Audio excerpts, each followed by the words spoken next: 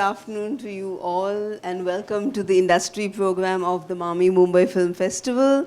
We are here with our community partners, Soho House Mumbai.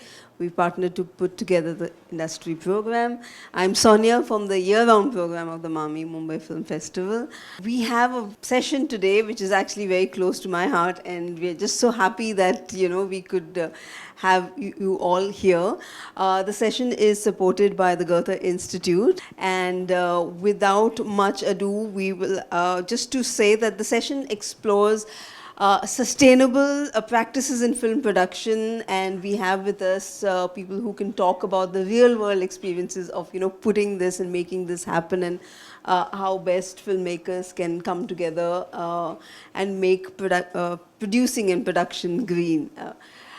With us today, we have Shashi Bala, who is the Chief Business Development at BMC. Shashiji is the focal point of Mumbai UNESCO Creative City for Film. We have Gaurav Bhatia, who is the Legal and Commercial Head at Fremantle India Television Productions. We have Akshay Chaudhary, he's the Head of Operations at Dramatic Entertainment. Siddharth Nikai is the founder of GAME, Greening Advertising, Media and Entertainment, a sustainability consulting firm that helps the media and entertainment industry adopt greener practices.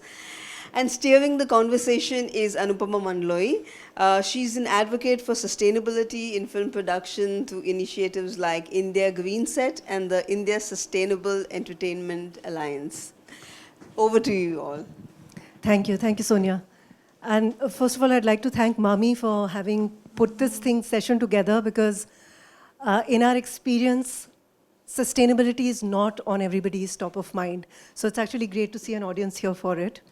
What we're going to do today is we'll just touch upon a couple of things, since it's a one-hour conversation and we'd like to open it out and have a discussion with all of you. Is that we're just going to talk about whether our industry is really perceived as an industry that pollutes, and to what extent. And so is sustainability necessary or not necessary? And the other thing would be, what are the kind of processes that we put into place currently for sustainable practices? What is the vision going forward? And what kind of support do we need for us to actually, as an industry, be seen as sustainable? We will also touch upon storytelling. So, because as media influencers, I think if we can create change through the stories we tell, that's the most impactful work that we can do. So I'll start with Akshay. Akshay, Dramatic Entertainment is the digital arm of Dharma, right? I want to understand, is it a mandate that came from Dharma that to adopt sustainable practices? What was it that led you all to do this? Because as a large studio, as somebody that's so established and reputed, it's great to have you at the forefront of driving sustainability. Just like to understand what that journey has been like. Thanks for having me, Anupama. It's like you've been following up and been at it to have me over here, and really it's an honor for Dharmatic to be present here and talking about a topic which is very close to home for us. Because the minute people hear the name Dharma, you have a leader in the form of Karan Johar sitting there, whom people have a kind of in a way, it's an obligation for us as a company. There is a responsibility that comes with a dharma, and when you have a leader in the form of Karan sitting at the top, you know that we are going to be doing and giving it our best when it comes to implementing, introducing sustainable practices, innovating, partnering with the right people, because the biggest challenge we faced as a company was finding the right partners in our industry. Because when you want to introduce practices of sustainability, the biggest issue is how do you? What is the first step? That first step for us happened during the time of COVID. COVID, I would say, came with a certain set of opportunities for all of us in the industry, because it was a big wake-up call. And through that, we started discussing. We got a lot of face time with each other internally within the company. And then when you have somebody like a Karan and a Purva, guiding us, they are telling us like, guys, we are behind y'all. Y'all guys need to drive this. And that was the big Kickstarter for us when it came to the entire sustainability model. And then at Dharmatic, the advantage was we're working very, very closely with our streaming platforms, whether Netflix, Amazon, Disney, and each platform comes in with their own language. You know, they have their own set of practices which they put into place. Now, what is happening in the West was very, very different to what's happening in India. So we had to take baby steps.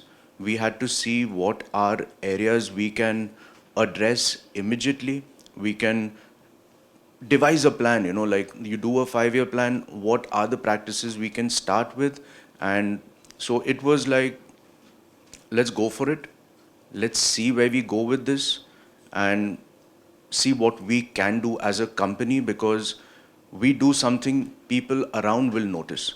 You know, we become that messenger or a flag bearer for these kind of practices which are needed. It's the need of the hour. We keep talking about it. We're talking about environmental impact. We're talking about the waste which is happening around us all the time. But what are the initiatives you took is the question you can ask yourself. I'm a father to a 3-year-old kid today. So I at least want to leave an example for him and his friends whom he plays with.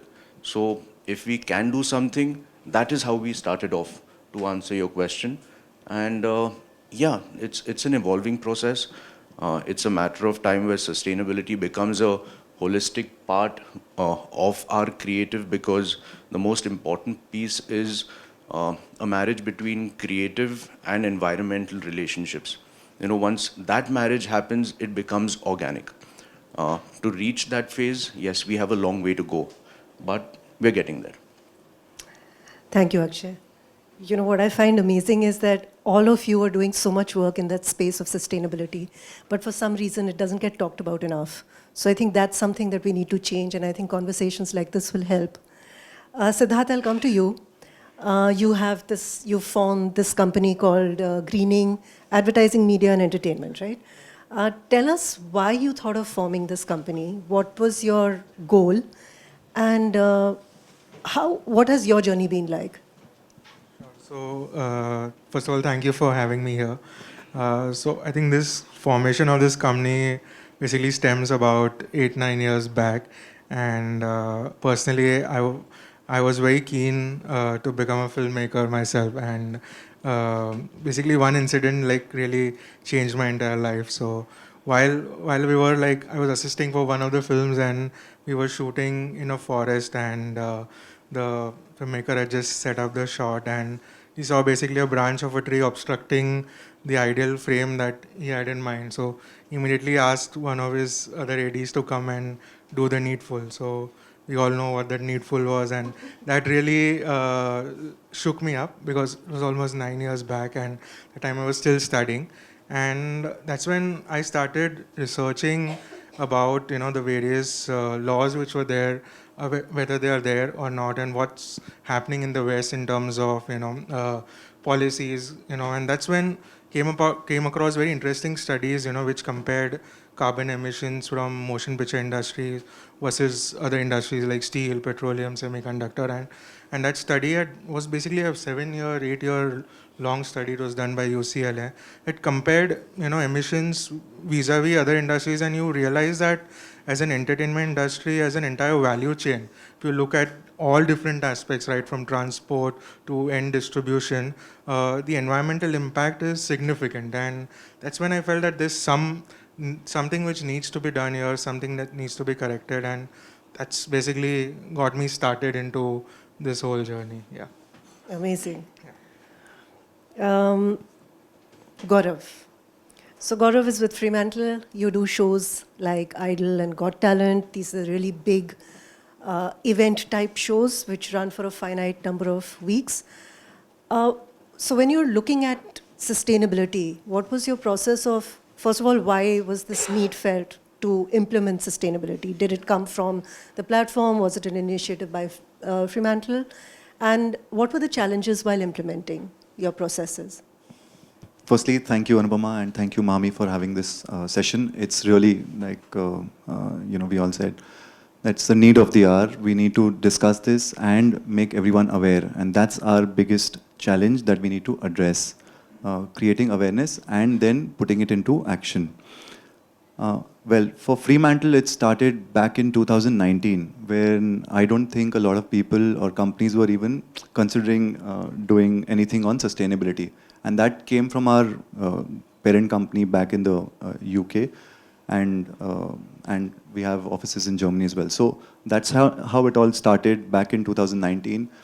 I think we were shooting TED Talks back then, and very simple things we had started implementing then was like having steel bottles instead of the plastic bottles that are available on the set, and the key cards that were given, the crew cards.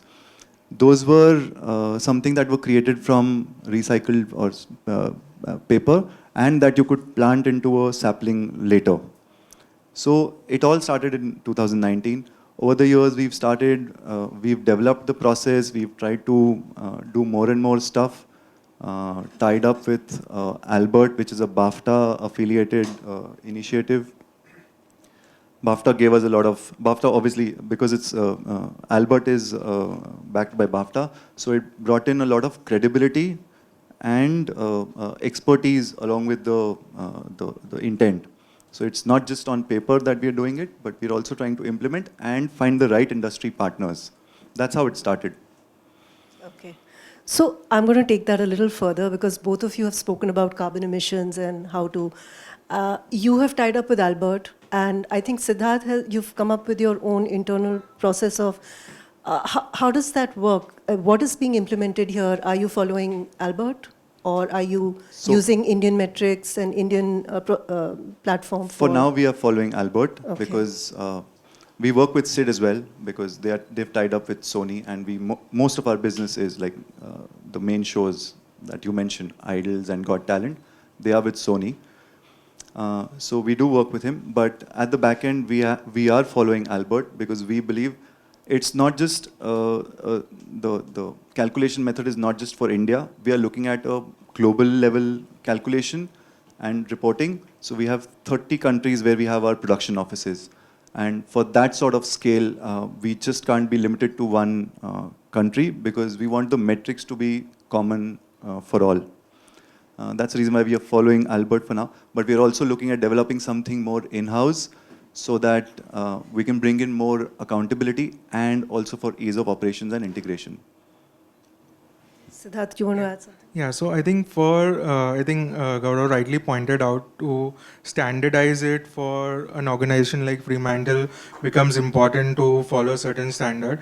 At Sony, although Sony has certain guidelines from a global standpoint, but what we realize is that many of the emission factors or that you would tend to use generally would have a very global exposure. To have an Indian context to it, basically we have tried to have an Indianized version of understanding the environmental footprint for any particular show. And we have standardized it across different categories of production. So we would have a non-fiction show, we would have a linear fiction show, then you would have a digital show which would be streaming on an OTT platform. So how can you have a standardized approach to measure or distinguish in terms of how one show is compared to another, in terms of whether it is, so generally what we try to do is have us quantify it in terms of the performance, whether you would have, say, a number of streams, or if you would look at a financial parameter, but then we would also have an environmental impact parameter that is built in now. So you will also know how the show has fared from an environmental standpoint. Yeah. But eventually, I guess we'll move towards a certification, which is... Right, absolutely, in absolutely, yeah. India. Yeah. Shashi ji, I'll come to you. I think it'll be of interest to everyone here, so I want you to talk about UCCN and what was your role in bringing it about, and what is the mandate for Mumbai Creative City, and what are the initiatives that you've taken so far? UCCN, I don't know whether people are, I'll just tell you briefly what is UCCN. UCCN is the UNESCO Creative Cities Network. I think this is one of the UNESCO arms, founded in 2004. And they have 7 different clusters: music, film, folk art and craft, literature, gastronomy.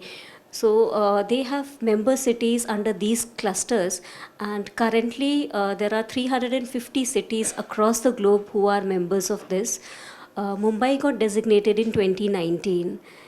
And it is all because of the film industry, the film ecosystem that Mumbai has. And how BMC got involved is also something very interesting. I think UCCN wanted Mumbai to be part of it, but somehow I really don't know. We got a recommendation from the Sangeet Natak Academy in 2019. It was a letter to mayor to apply, because this designation is given to the mayor of the city. So, What would you advise the filmmakers sitting here, how they can collaborate with you? yeah, see, there are a lot of activities. There's immense opportunities to collaborate. I think it's a blank canvas wherein we have enough opportunities to paint the canvas, and everybody can come up with what they want to contribute this for. Because when at the film cluster level, monthly we have virtual meetings. Thanks to COVID, we got designated in 2019, and after that the COVID happened globally. Currently there are 26 cities in this UCCN film cluster, and many of them, they have just 4 screens, 10 screens, and like say few shootings happening in a month, and then they just boast, oh, we shot 10 films this month, and they all celebrate. I said, we shoot 100 shootings happening across the city every day. I really don't know what figures to say on that platform, ki how many shootings we did today. And there are, and they want to, they actually, all the cities, they're looking for global collaborations. So anybody who wishes to collab, there are a lot of production houses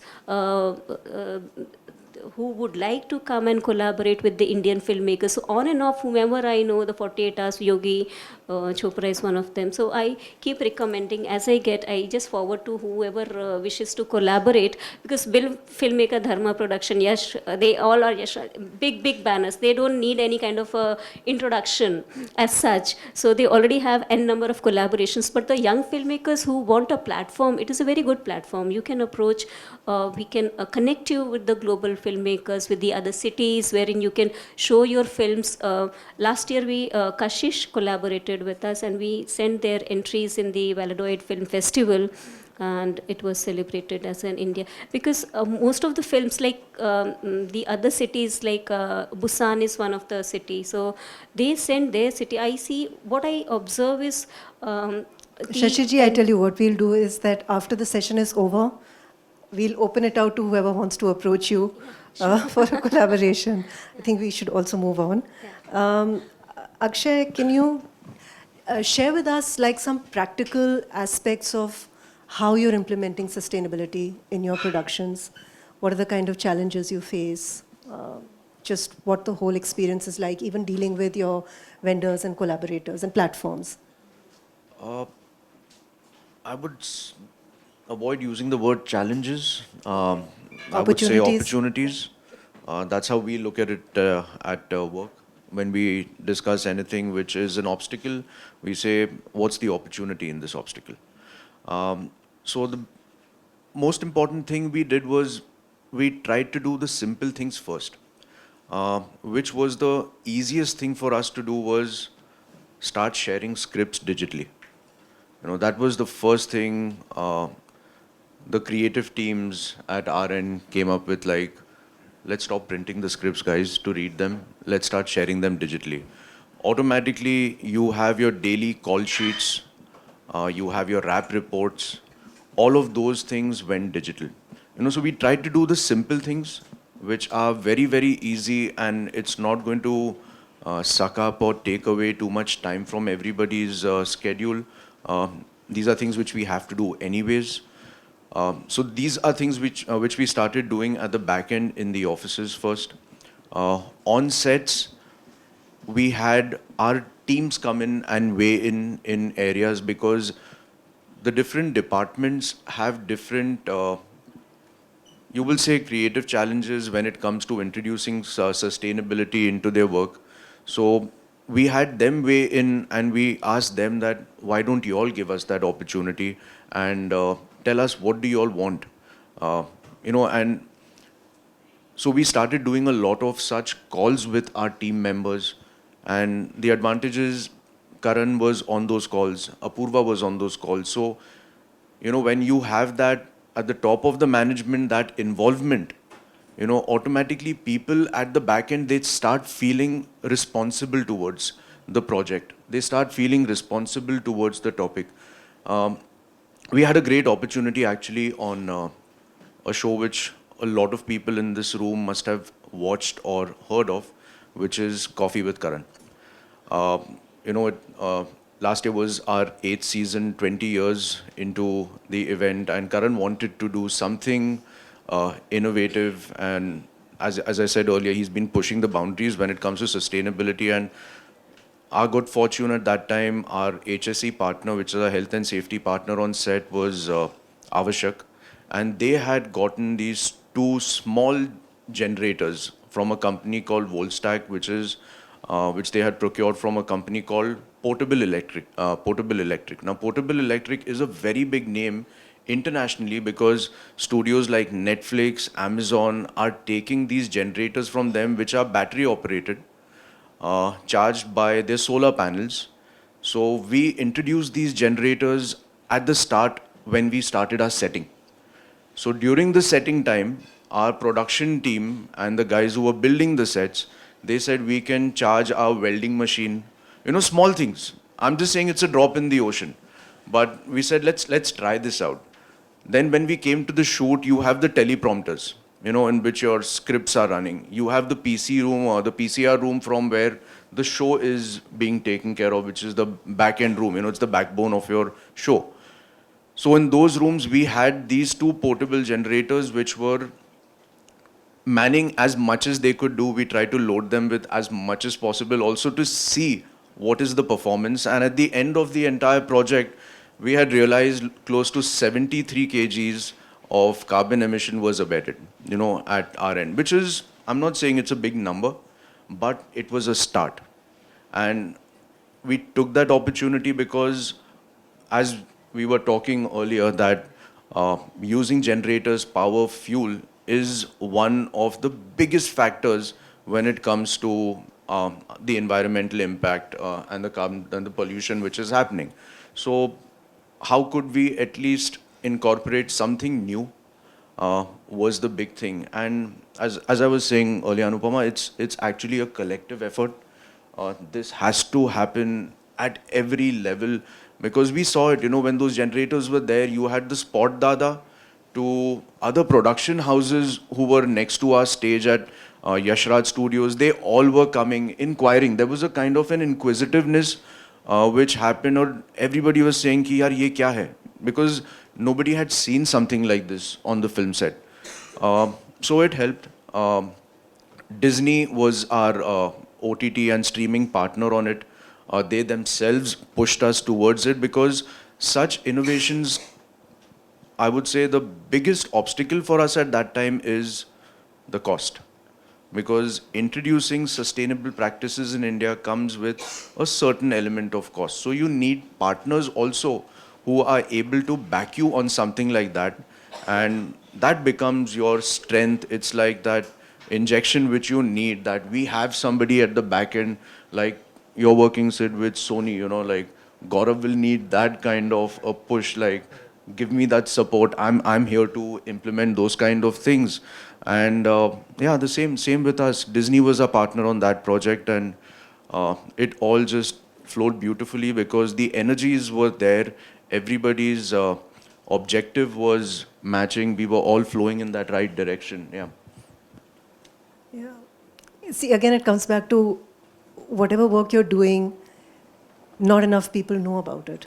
And so as an industry, we need to start speaking more about what, and share and exchange knowledge, so that today, if there are I think the difference is also that between independent filmmakers and large companies, they have the wherewithal to be able to do it, whereas independent filmmakers are looking for, whatever support and collaboration they can get.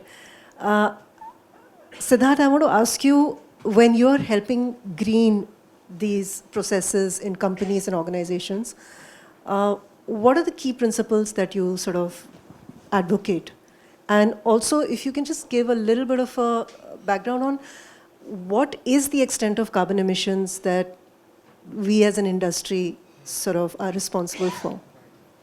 I think I totally agree with a lot of your points, and I think from an advocating something to anyone, I think easiest way to go about is keeping it very simple, rather than complicating sustainability to a large extent. So, right from having your, simple use of reusable bottles on set, and or using, say, rechargeable batteries for sound recording, or having something as simple as waste segregation, something that is very easy to say but the most difficult to do on a set, because there's so much of waste that is generated on the set. So just having these few simple things, if they're done in the right manner, I think it really helps set the ball rolling and people start thinking in a certain lens. So one general thing that is really crucial for any set is like having a sense of culture building, which needs to happen, and the whole crew should be working towards that mission. Sometimes we don't get enough time to do that, as even as consultants. So I'll give you one example. Like, this is for a television show that we were doing, and we were shooting in it was a proper like a home-based setup, and the crew was very used to using plastic bottles, and we took the effort, we invested, and because we knew that it's a television show, it's going to be run for a slightly longer duration, so we installed a proper purification system like you would have at any home. But the crew completely refused to drink water from there, because they felt maybe the purity of the water is not there, we're compromising, maybe it is a cost factor that we're just having a water and we're eliminating plastic bottles. So many of those questions started popping up. So what we did was, we just got the whole crew together, we did a live testing of the water coming from the purification system and the mineral water that they were using. People realized that maybe this water is even better than that you would generally tend to use, and we started putting daily numbers on the set that this is the pH value, this is the pH value every day, and then the actors started lead that okay, I'm going to start using first, and then everybody started using. So these small things of just getting that culture right on the set really sets the ball rolling for the bigger things that you would generally want to do. And each department, as you rightly mentioned, would have a different aspect and challenges. You can't just go and tell the costume team that okay, you need to source something from here, you need to source something from there. So it needs to be like a collective effort. Like once you get that ball rolling, I think things start flowing in. Yeah.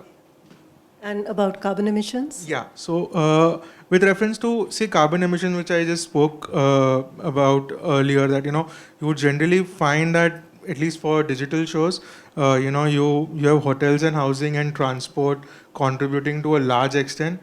And if you look at say television shows, you have fuel as one of the very dominant source of energy that you generally tend to use. So we basically have developed benchmarks in terms of say what would be a per day of emission, say from a non-fiction show versus a fiction show versus a digital show. So basis that we track the performance of the show, and if we feel that maybe a certain show has say a higher per day emission, we try to understand, quantify the creative aesthetics also of the show in terms of why the emissions are higher. Maybe the crew size has increased to a certain extent. Maybe there's a 500 member crew versus an average 300 member crew. If the crew is traveling to 10 cities vis-a-vis 3 cities in a general digital show. So we keep those points in handy, and at every stage of the show we have certain guidelines in place in terms of how those aspects would help show reduce its emissions, right from maybe choosing the different kinds of hotel, or maybe choosing eco-friendly modes of transports which are available, or maybe choosing from an economy class versus say a business class, the amount of emissions that you would save by making certain simple changes. So these things as a guidebook is sent out to the production at the beforehand, so this can be part of their planning process. And we feel that there's an every opportunity, even a small drop in the ocean, if we are able to do it, and that's a victory in itself for us. Yeah. Hats off to all the work all of you are doing. Gaurav,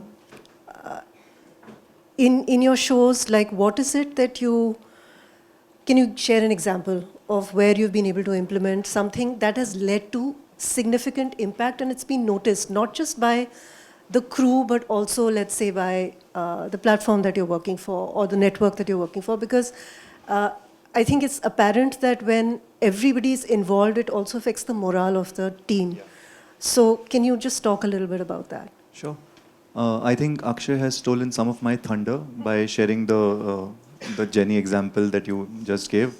We also use the same partner, Varun, who's here in the group. And we use the same solar power electric generators for powering the setting days, same like you all did. It did help run the large amount of heavy machinery like cutters, grinders, welding machines and stuff like that, that used to consume a lot of electricity. And those days we were able to cut the diesel power generators totally from our consumption. That did reduce, and the numbers are quite similar to what you just mentioned here. And last year what we did was, so we conduct sessions with the crew at the beginning of the show, at the pre-production stage with all the crew members who are in the office. And once the show is on air or in production, we do sessions with them on a regular basis at regular intervals, maybe different teams at different times, like maybe the art team one day, camera team one day, and spread awareness. That's the key here. The more they are aware of what is related to them, like for camera team, the use of rechargeable batteries is very important. Sometimes they use just to save time, and if it's a live recording, then for them, they don't want to rely on a rechargeable battery, but they want to do a single-use battery because they think it's more reliable. But we are trying to slowly change those things. I think the one key takeaway is waste. There is a lot of waste generated during the production, whether it's from your set construction, whether it's daily, wet and dry waste on a daily basis. Other large waste item is food. So what we've done is we've implemented food champions who are stationed in the cafeteria or pantry area. Their job is just to tell everyone that come back again and take more, but don't waste more food, because wastage leads to, it has dual impact. One, it increases the amount of waste that we generate. And second is that what we try to do is whatever is the leftover food for the day, we donate that. And that food will then get reduced. When we first implemented, we tied up with Robin Hood Army. They're very famous for donating and giving food to the poor people on the streets and stuff. And we used to take some of our crew members who are also very passionate about this, because we keep talking and having dialogue with them. So a lot of our crew members did go during one of these donation drives.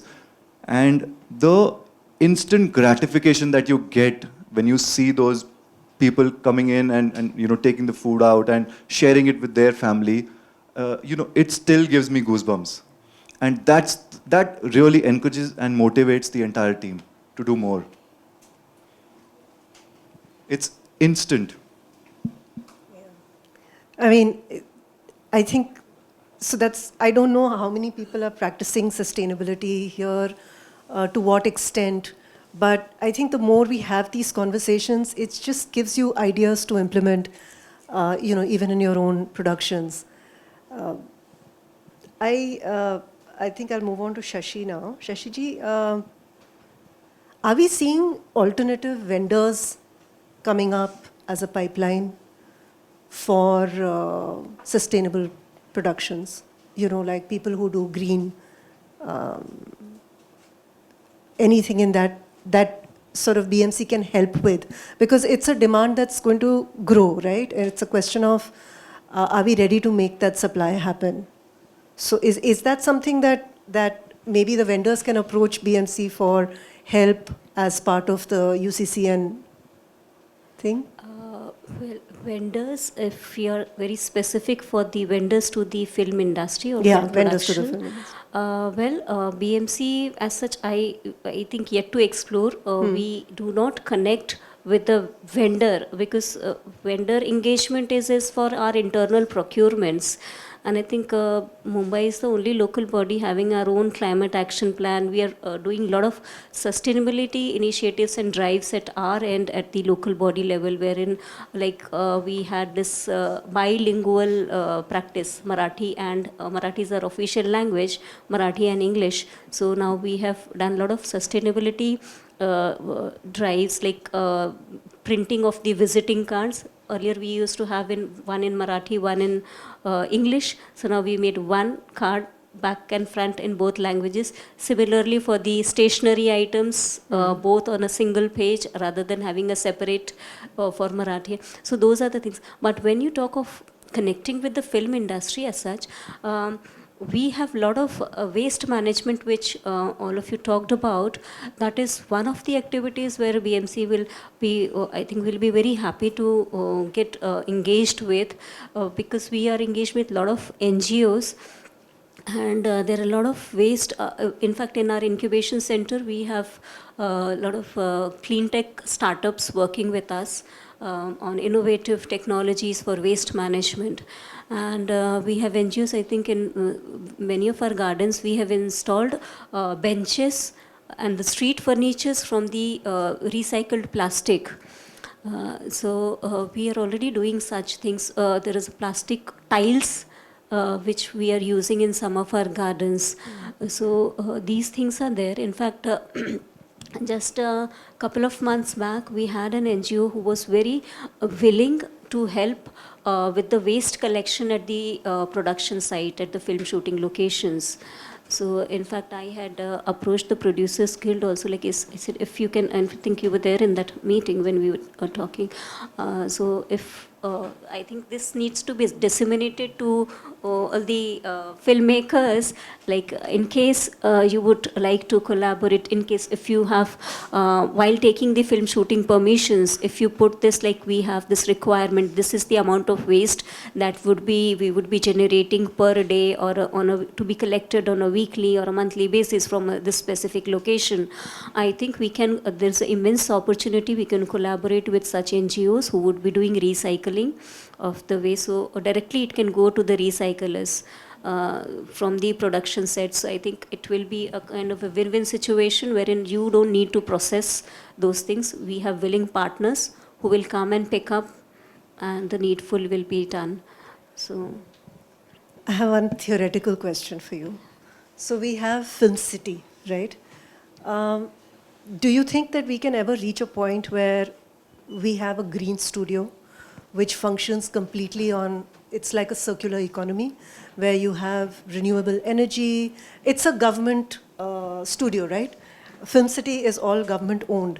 So if that was something that could be initiated, where the studios function as, on renewable energy, there is the entire infrastructure that's created for transport, for food, for waste, for garbage. It's holistic. Do you think that kind of a vision is possible? absolutely, why not? That's one statement. Who will make that help? But then, because it is a state government body, I have no jurisdiction to comment anything on that. So, but then Film City is very open. I think if we approach them, I think there's a lot of, Film City already has a kind of a redevelopment project already which is approved by the state government at the ministry level. So we are not part of that because that is all owned and run by the state government. So And maybe we should collaborate on that. yeah, so they already have the redevelopment, and it is, I think most of the things are planned in that fashion. So, but there are shootings otherwise also happening. In fact, this thing is very close to this thing. When we got designated, the P North area, the Madamarve area, which is kind of a lot of film shootings are happening there. And I said, since Film City is one part, but besides that, n number of shooting, whether we permit or not, shootings do happen, and without permissions, people do shoot. So I said, why not regularize that? And so I said it will be a win-win for everyone. I think initially when I approached to some of the property owners, they were reluctant when they come to know it is like people from BMC is coming, they say no shooting happens here. So like we don't shoot. So it was like we tried to create a film policy. We made a film shooting policy, wherein we said you all come under, I think most of you, I don't know whether you all use, but there is a single window for film shooting permissions at Film City. So, wherein like if you apply there is no need to go for each and every specific permissions to all the stakeholders. But practically I find many filmmakers personally approaching us also to police, because they feel personal approach will be like they will get the things faster. But then the step I would suggest, please use state single window. There is a manager there who coordinates everything. Once your application is there, they ensure that the application is processed within the timelines. So I was recommending those property owners, I said, please list your properties under the single window so that people can select your properties from anywhere, not only people who are aware of it, but people who are not outside from Mumbai, they want to shoot in Mumbai. If your location features in that drop down, your permissions will be facilitated through that. It did not happen. Finally, due to some kind of political thing, the policy got, it's on hold, but then we are working on the policy again. And I would love that area to be developed. I was just imagining, and I want industry, I think without doing much of construction or any other activity, it's just a kind of a promotion or placing that place. Say you go into that location, we will facilitate the permission. You see, this is a kind of a special entertainment zone for under UNESCO Creative City of Films. So there are many ancillary industry. I think a lot of providers are there, like costume providers, set designers, musicians, everything, caterers. So you all can have the stalls. There is no, the structures are already there. So without creating any new structure, just positioning that place, and it is all for you all to take over. We will facilitate that, and I think this is possible within what is there within our jurisdiction. Definitely we can do such activities in such locations. That's good to hear. Yeah. So one last question, I think, on storytelling and the influence of how we can use our stories to create change. So I wanted to ask you, Akshay, are you doing anything in content?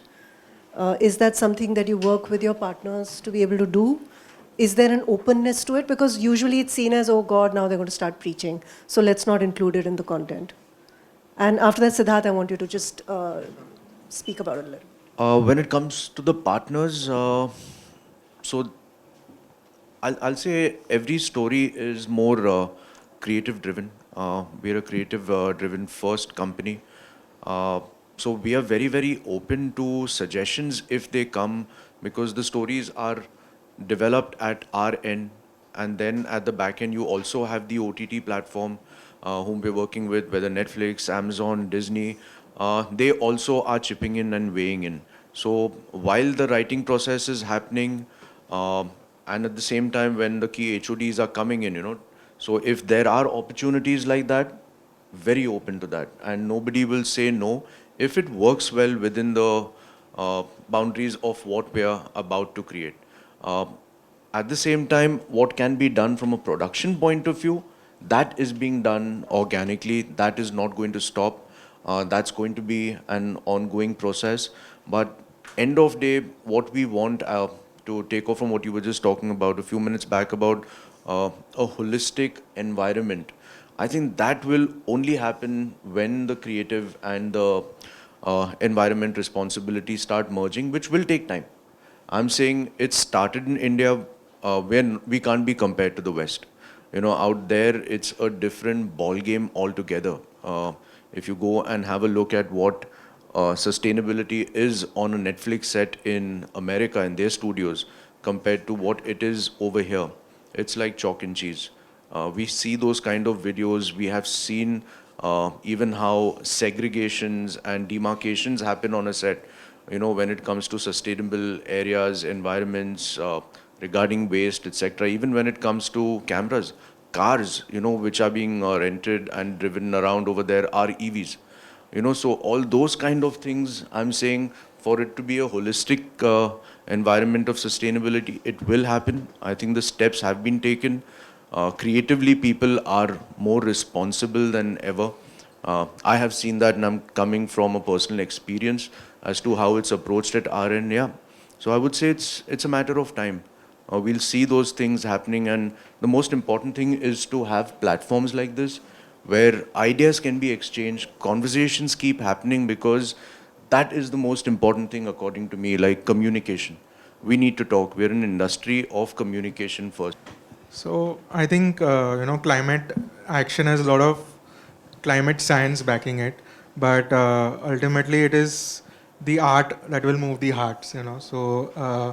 And if we are approaching sustainable content integration in a very holistic and scientific way, I think there is a lot of opportunity. And even at Sony, when we started this initiative called, say, purposeful programming, our goal was that that we at Sony we are almost reaching out to 700 million viewers. So if we are able to influence even 1% of them, through certain behavior changes, and I feel the impact that the media and entertainment industry as a whole can create is enormous. And I'll just give one simple example of integration we did at KBC, which is Kaun Banega Crorepati, and very simple idea that if at every wrong answer if a contestant gives, say Sony will plant 100 trees. So that was a simple integration, simple idea that we thought of. And we all understand now trees and all are very outdated. We are going into all new age things, but that simple thought, throughout the season, something coming from Mr. Bachchan, that same repetition happening episode after episode. We ended up planting 10,000 trees. We got so many inquiries as well in terms of our viewers reaching out, collaborating. There was social media engagement coming from that activity. So it went really well. And looking at the success of that, we tried to do it on digital shows as well. When it comes to proper storytelling, integrating it, fiction shows sometimes becomes challenging. You don't want to obstruct the creative freedom of the creators. So what we thought is one of the seasons where we were shooting in a remote village, we could not actually practically integrate it through dialogue. So what we did was, there's a scene which was being shot near a ghat. So behind the ghat there was a huge wall. So we decided with the art team, let us have a certain water conservation message on the wall. And we did that entire water conservation message, and the scene was shot in front of it. So that message was part of the whole scene, which will be on the film, but it will capture 3-4 seconds only. But that message there will live on, even after the crew is departed that location. So such subtle integrations, I think, will go a long way in basically, standing out for what media and entertainment industry stands out in communicating the message of sustainability. Yeah. Hi, my name is Bhavyanshu. So I've been associated with the industry for almost 10 years now, worked on over 25 films. So I want to share one of the experience where we were shooting in Sonmarg. So it was difficult to go to a place like Sonmarg and to the location where we were shooting, but the crew that I was so, I had to do the job of photography, but then I was so much concerned, people throwing bottles here and there everywhere. And before we entered that place was green. And after our pack up, I saw there was bottles everywhere. So why don't we have certain departments or a team? Or are we not really concerned about it? Because I'll give you an example. When the COVID came, there were companies like Life First and these things came on board, which were taking care of sanitization and everything. So that was the major concern that time because the life was important, life was at stake. But why aren't these small practices, why can't we have like teams which manage the waste on set? So we are, like I'll give you an example. So mostly spot dadas in our film crew, they are responsible for supplying us with the water bottles or things. But why don't we have a team which is responsible for taking back the bottles which are used or to dispose it off completely? And yesterday was the first time out of the 25 films on the one film that I'm doing right now with Open Image and Abundancia. First time I saw on the set in the catering tent where there were 3 different dustbins. One which had a dry waste, a wet waste, and a biodegradable waste. So that was something like I saw it for the first time, and there was a board which mentions कि इतना dry waste है, इतना wet waste collect हुआ है for the breakfast, lunch, and then snacks and dinner. So मतलब 2024 में first time I saw it. So that was like a very eye-opening thing for me. But we should have like it's a high time. Like the spot dadas, we can't rely on them on collecting our waste. We should have like different department for it. So yeah, at Fremantle, we've been doing it since last, I think, 3 or 4 years now. And as we grow along, we are making rules more and more stringent for everyone to follow. Like earlier, it was only for crew. Then it also became mandatory for the artist and their crew. And last year, we made it mandatory, like, to convince the artist to drink from a plastic bottle, and rather not drink from plastic bottle, was a very difficult conversation. But we did have that and showed them the reasons and why we want to achieve that. And yeah, it wasn't like a difficult conversation. It was just in our head or in our minds that we were thinking it's going to be a difficult conversation. But it was just a matter of communication. We've not done that, and that's the reason why it was getting delayed. But yeah, it's happening. Yeah, Also, if I can just say one thing, very like short, we want the spot dadas to give us the whatever bottles and everything, but we can take the initiative of putting it in the garbage, right? Like, why do we need another team to do that for us? I think we are also quite spoiled in that sense. Yeah, it'll have to be. It's a. Yeah, the health and safety partners and sustainability partners have to be there on set. My name is Stuti and I'm a producer. So from my perspective, I've recently started to work on ads, and I think you are well aware that the advertising budgets are getting lower. So with budgets already getting lower, it's harder to make the set sustainable because it's a 1-day shoot or a 2-day shoot, and they already expect you to do much more than before. They want you to shift, they want you to do 18-hour shifts. So how can we make it mandatory for like companies to become a part of this revolution, to have a certain budget allocated according to the budget we are assigned for going green? Because we can't take it out of our own budget because it's already so reduced. So if we can have a policy about this for, like companies or something like that, what is your idea on that? We have the same problem. It's nothing new.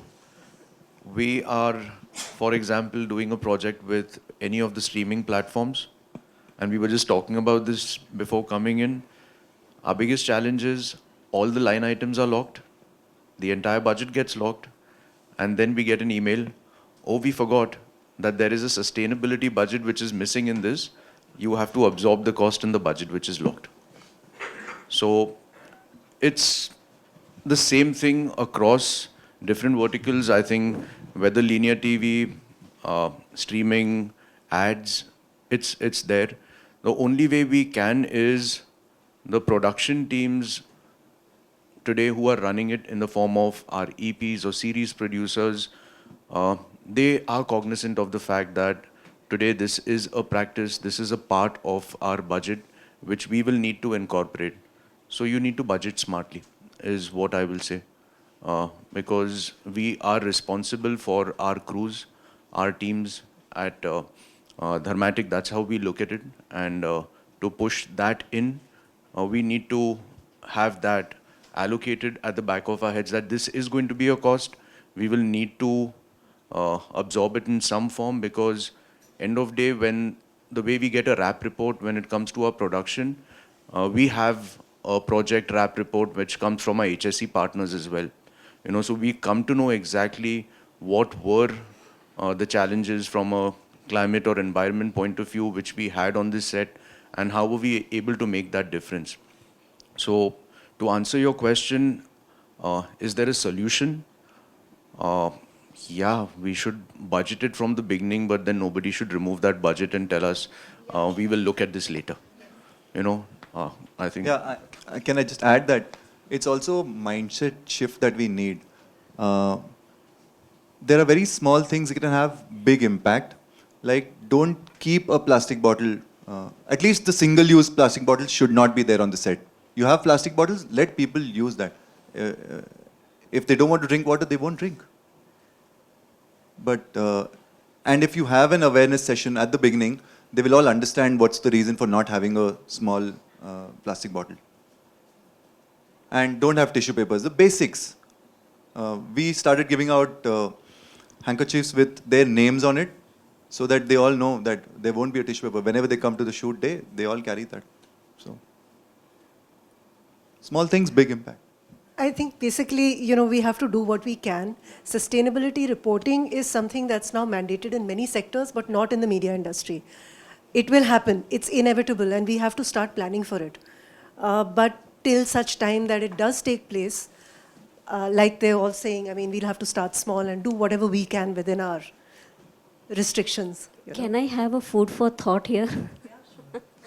I really don't know, small shootings, small ad budgets for a 1 day or 2 day. I think if I don't know whether you would need a set for it, or you just shoot open, or maybe smaller things, the bigger shootings which happen, there might be certain things which you can reuse, or some things which you can't really reuse because that is specific for a specific shooting, some sets. But some things which you may not feel relevant for you, can slowly and slowly in this city of Mumbai, we can have some place wherein things which can be used, or maybe somebody else can use in future, that can be created a kind of a bank, inventory bank somewhere, and somebody takes an onus to maintain that, and can be issued on a smaller budget for it, maybe reused, recycle till the time 1 or 2 That's times. absolutely and then right. Actually, there are plans for props So, and costumes yeah, to be some recycled props. and create like a go down. Say somewhere. So I think it is for all of the filmmakers to come and create. Let us know how as a local body we can support it. I would be happy to do that. If you can provide a space where we could. Yeah, we would. But Surely this- it's this, not a bad idea. We Yeah. This will look actually for it. is something which keeps, it's happening on all of our projects, Yeah. where the OTT We should- platforms. Somebody who, like a small one, if they can approach you, say, I want this for 1 day shoot, can you give me this? Or can we have a central inventory sort of a thing wherein it is like, say, login ID based, some kind of a thing, which you say, this is available, I can search, I need this kind of a set or this kind of a prop, is it available somewhere? Instead of buying it fresh, I just need for 2 hours to use it, or for 1 day to use it, I just take it on a rent and then give it back to you. So that keeps happening. So at the end of the, till the project is not over, you have to keep all those assets in your go down. But the minute the project wraps and it releases, so we have an auditor who comes on board, who checks the entire inventory, whether props, costumes which were bought, and then the OTTs are responsible. So this is also a part of the sustainability model which gets taken out of our go downs, and it's used across other projects in the industries. So this I think if process this is can happening. be formalized, like it would be like we can say at a global platform, Mumbai as a creative city of film has adopted it as a city-wide approach, wherein it is like open platform for any filmmaker working in Mumbai. Something of this sort we can do. So I'm a filmmaker. I also produce, but I've only ever produced ads and short films because I'm just starting out. But like I said, I come from anthropology background and we do a lot of research. So on our scale, which is 50 to 100 people or less, smaller sets, we were actually able to implement nearly 80% plastic-free sets. We have a lot of tons of things in place, and now we've able to invent a system that works. Within that, for the last film that we ended up doing, we asked for a lot of larger studios for donations because it's not just the money, right? Sometimes you can even contribute to indie cinema in a very unique way. So they gave us their construction waste. Like we literally picked up planks of woods and all of that. And for an indie film, that was in fact 1.5 lakhs less in our budget. And sometimes adopting sustainable practices, what I've realized within my experience, is actually very cost effective on indie films. Like we do 1,000 rupee laundry and I've saved more than 50,000 in like tissue papers and like things like that. And that might not be a very big amount for a production that's maybe a dharma or maybe a huge ad even. But on an indie that's less than 50 lakh, less than 20 lakh budget, saving 1.5 lakh is so much welcome. It's almost 10% of my budget. So I feel like indie people would be, in fact, way more quick to adopt to this. So great, like I would love to sort of, that initiative is what we were suggesting, because that actually ended up happening for us on last two of our last films. And that came as like donations, honestly, at that point. And that was great because that was going to waste anyways. That was going to wastelands, all of that set construction and wood. At the same time, I wanted to actually ask you also if there's a way to somehow incentivize smaller production houses or indie people to connect to green vendors, whether it's leaf plates, whether it's food vendors, whether it's any sort of tenting, camping, because these are the things where we struggle the most. In fact, that this is where what she was, I think, coming from, it gets expensive. So it would be great for a certain budget or under if there's some sense of subsidy or incentivizing for greener practices. That is something that is that a possibility that we can discuss? That was mainly what I wanted to raise. I think to answer your point, I think we should be getting there in some time, I think, with help of Anupama ji as well, in terms of how we can incentivize, more productions to go green in terms of, say, giving them, say, subsidies or giving them certain benefits, maybe, say, a certain percentage cut in, say, the taxes that they go through, etc., which will really help them to adopt these things in a much more, holistic manner and more willingly than, anyone forcing them as well. And to answer to your question, where looking at, say, smaller productions, I think the approach which you mentioned, I think really suits the bill perfectly in terms of, looking at certain larger areas where you feel there is, say, a reduction in cost which is possible.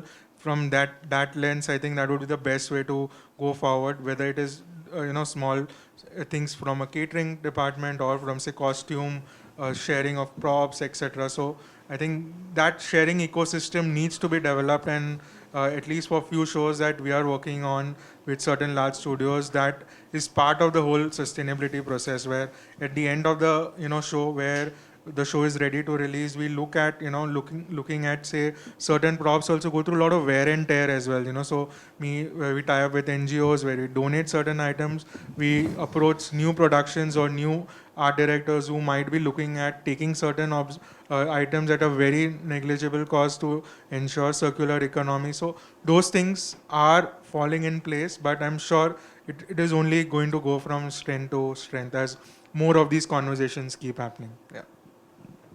I'm sorry, but we'll have to call it a day. Yeah, I'm really We've sorry. run out of Yes. time, but this was great. Great I hope you all session. enjoyed the Yeah. conversation. Yeah.